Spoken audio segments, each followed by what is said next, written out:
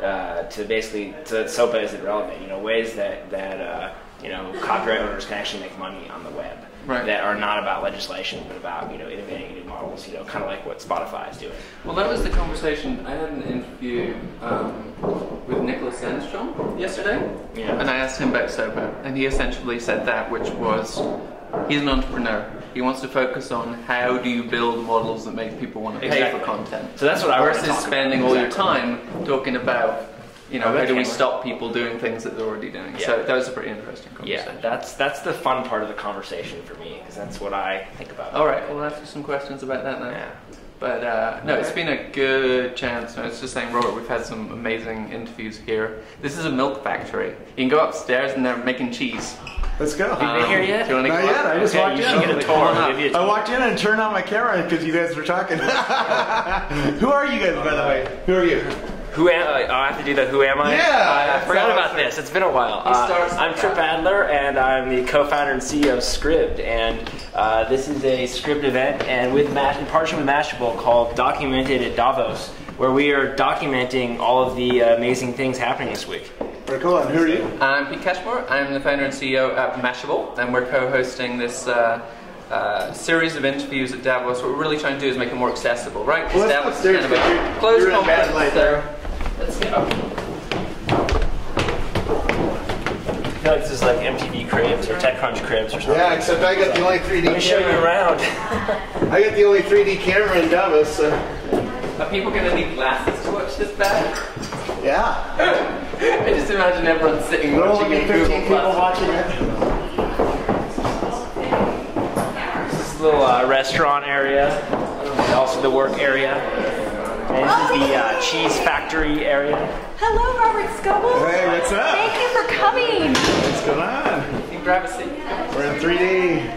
Hey! What's going on? I know you. Nice seeing you here. It's funny because There's it's Randy actually in Zuckerberg in 3D. 3D. Woo. Have you been in 3D before? Never been in 3D. Yeah, well, now you are. Yet another experience. That's funny. So Do you what's wanna grab a going seat? on here? So we've been interviewing tech leaders, just a range of really interesting people, and really the intent is to open it up, right? Take questions from Twitter, take questions from Facebook, make it accessible to all. Because Davos, you know, there's a lot going on here. World leaders making decisions about what's going to happen in the world, and we wanted to make it more open, more accessible, and focus on the tech. Because we haven't had, before I came last year, we didn't have a venue where all the tech leaders would come and talk about things. So we've just got coming up next, Jimmy Wales is going to be in, Congressman Issa, who's introducing the Open bill, which is supposedly better than SOPA, actually favours tech companies versus SOPA, which did not. So also going to speak about ACTA, which is the new one that everyone's concerned about, a new trade agreement. So one's pretty exciting. And you've been doing a lot of video and streaming that out? Yep. Well, we're actually recording. Yeah, recording it, and then we're getting them out bit by bit. We're doing some editing here. You know, editing on the fly, getting it rolling. But we had IMAX CEO. We just put. I saw that one. That was very good. We have Nicholas Sandstrom. That one will be going out hopefully soon. We've had Beth Comstock, who's a CMO at GE, talking about how they're embracing innovation. She was telling me about 3D printing and how they're printing organs now. I just did a 3D video of all the 3D printers over at the Congress Center. Nice. That's so meta. So meta. Since I have the only 3D camera, you know, I might as well do something different. We had David Jones, who's the CEO of Havas, and he's just written a book. And it's about basically how corporations and politicians have to be transparent now. You can't be evil and get away with it because there's Twitter, there's Facebook. People are going to rise up against, you know, corporations doing bad things. So, and I think it's called "Who Cares Wins." This book. So that was a pretty interesting conversation. He was talking as well about things like SOPA, but also things like, you know, BP oil spill and how, you know, the community can rise up against those kind of things. So you just can't pretend to be green and actually not be green. Yeah. So it was pretty exciting, and yeah, we've just got a range of interviews coming up. So many great people. Randy's had a ton of interesting people as well. She was just speaking to Mohammed Yunus. We're about to speak with great. Mohammed Yunus, and we connected with Rubini yesterday, which was quite a fun chat right after his whole doom and gloom panel. Yeah. So it's been exciting. Scoble, why haven't you been on our show? I don't know. I've been partying. I've been doing the piano bar thing this year. Nice. Did you Instead hang of out? working my ass off like you guys, Did you hang out with Mick Jagger last night? No, but he's rumored to be at the piano bar You tonight. mean Sir Michael? Oh, Sir yeah, Michael's very good. obviously introducing himself And it's exciting. I feel like we're really bringing people the Davos experience by we've interviewed, I think, between the two of us, 50 people almost. And we're really trying to give people the experience it was like to be here and the types of people you Well, this is very smart and much more comfortable than sitting in the hall. It's very nice in here. I've actually been this year is quite different than even last year. There's a lot less tech, a lot less. It's harder to find even. I haven't seen Michael Dell.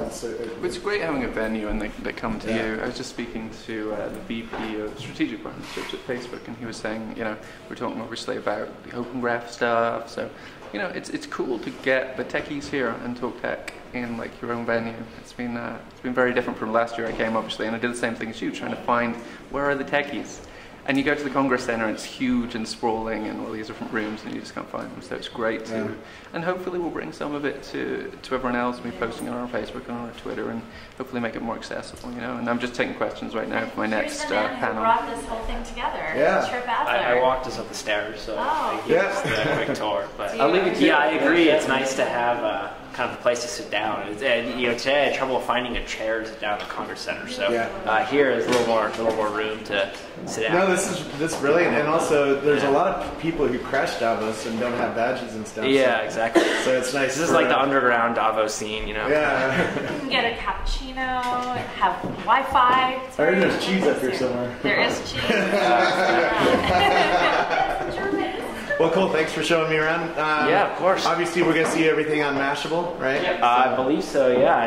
And you're joining us for the SOPA panel? And also Scribd.com. Yeah. We have a... What's the Scribd.com? What's the URL? Scribd.com. Scribd.com/documented at Davos. That's some good stuff from Yeah. We gotta learn the URL. Well, thanks. That's true. Thanks. I know. Thanks, Randy. Yeah, thanks. Remember that...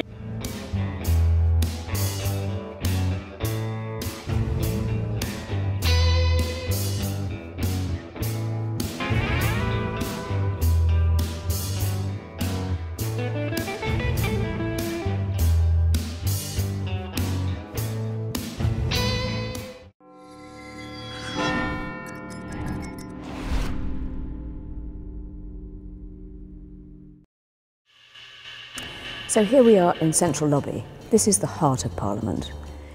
And we are equidistant between the Commons Chamber and the Lords Chamber. Usually this space is teeming with people. It's where any member of the public can come. But today we're here to talk about the House of Lords, so we're going through to the Peers Lobby.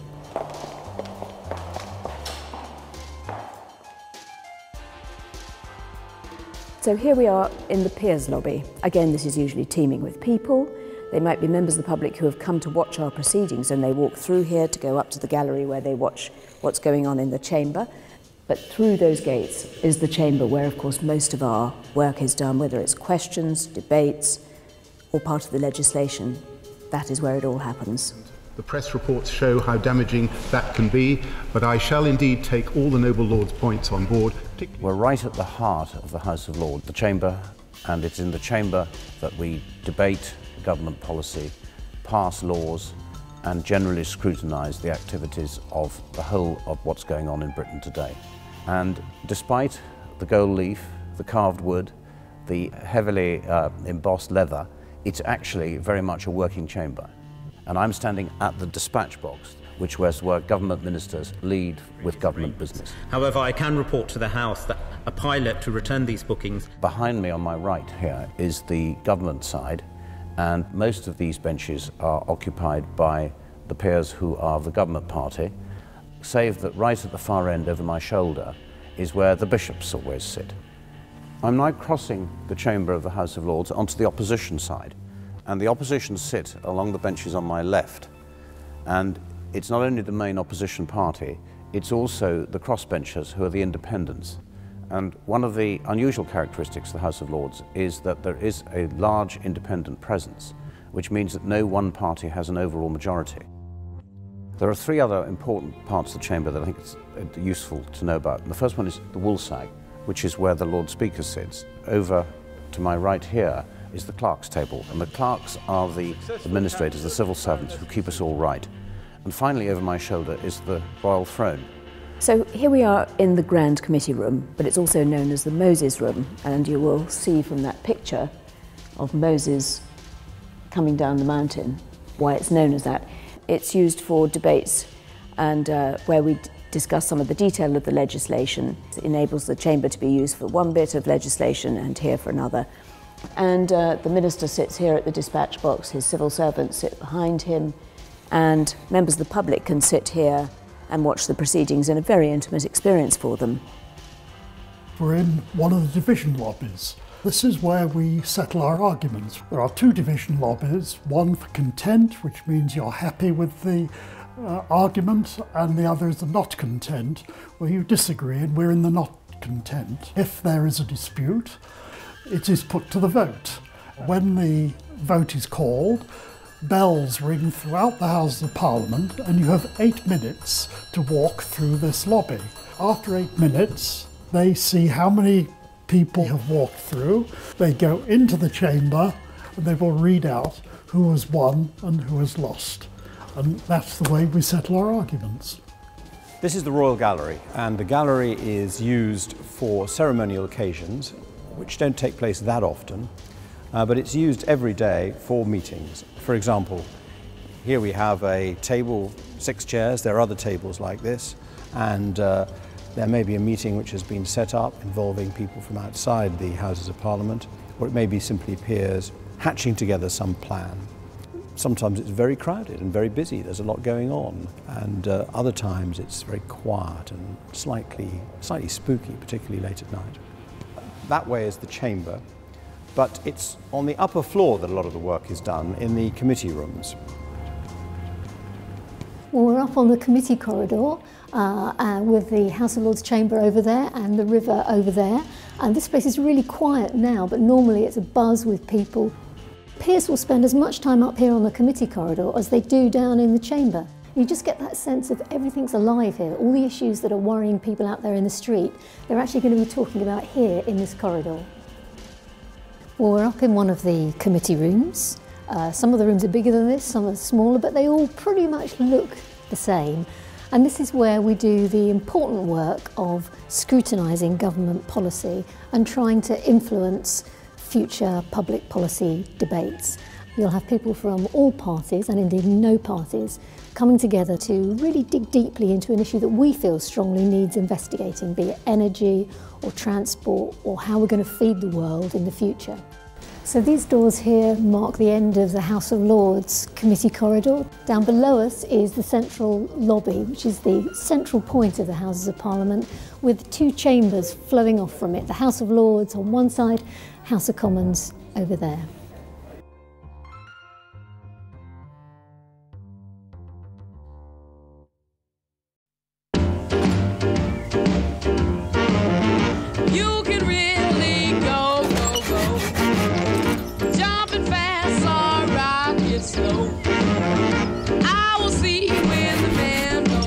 However ambitious your plans for your dream home, we want to help make them a reality.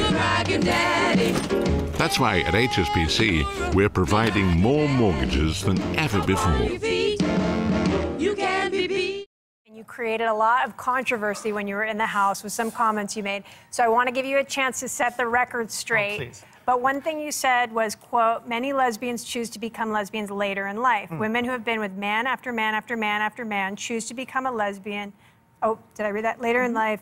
Gay men, it doesn't work so much that way. So a lot of people have been upset because you were insinuating, I guess, that men don't choose, but women do choose. Okay. Thank you for asking that. Well, first of all, I'd like to say that I'm not a lesbian, but I am gay. I don't know if you could tell. But so I wanted to clear that up right away. But honestly, I'm a student of gender and sexuality, and I studied it in college, and literally that was something regurgitated from an article that I had read back in the day. But let me say the way that I feel is I feel society forces us to conform to certain social norms, and it takes people later in their life to choose to defy those social norms. That's how I feel. Oh, that's they how have the courage. Exactly. Like, or they make the choice that they're like, you know what? I'm not going to honor that. I'm going to find my true love, and I'm going to honor who I am as a person. And that's what I feel. Okay. I'm not an authority on gender and sexuality, so I apologize if it came across that way. I feel it's far too complicated for anyone to be an authority, actually.